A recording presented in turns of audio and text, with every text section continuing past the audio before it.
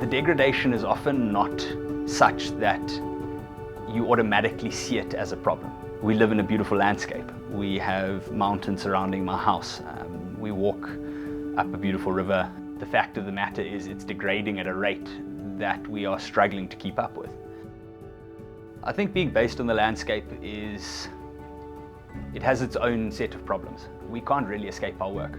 So every day leaving my house, driving to the office, confronted with massive invasions of pine trees and wattles filling up our river courses. I'm confronted with the poverty in town, and I think the problems we're facing in the Landkloof, certainly with invasive trees and farms really struggling to make a living, is a massive problem. I don't think we can underplay the scale of the issue that we are facing.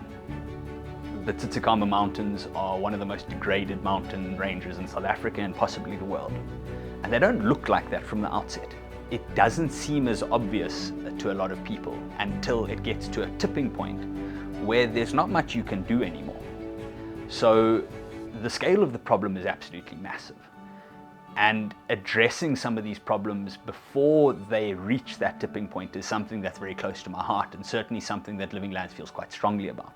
We demand of our employees that you live in the landscapes that you work on. You don't travel in from Cape Town, you don't travel in from Joburg and hold 1 or 2 workshops and feel like you've done something great. You see the people at Braais, you go to sports matches, you fight fires together, you fix roads together, and really feeling a part of the community means you feel that those problems are your problems too. So when opportunities do arise, you can jump on them relatively quickly.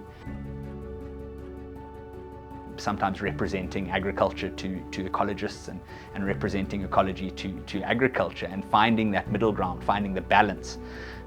We talk about functional systems, and that is not just environmentally or ecologically functional, that's also financially functional. You know, our communities need to be able to make money, need to be able to make a living, in the same way as the environment needs to be there and sustain water for downstream users and make sure that the ecological function is there.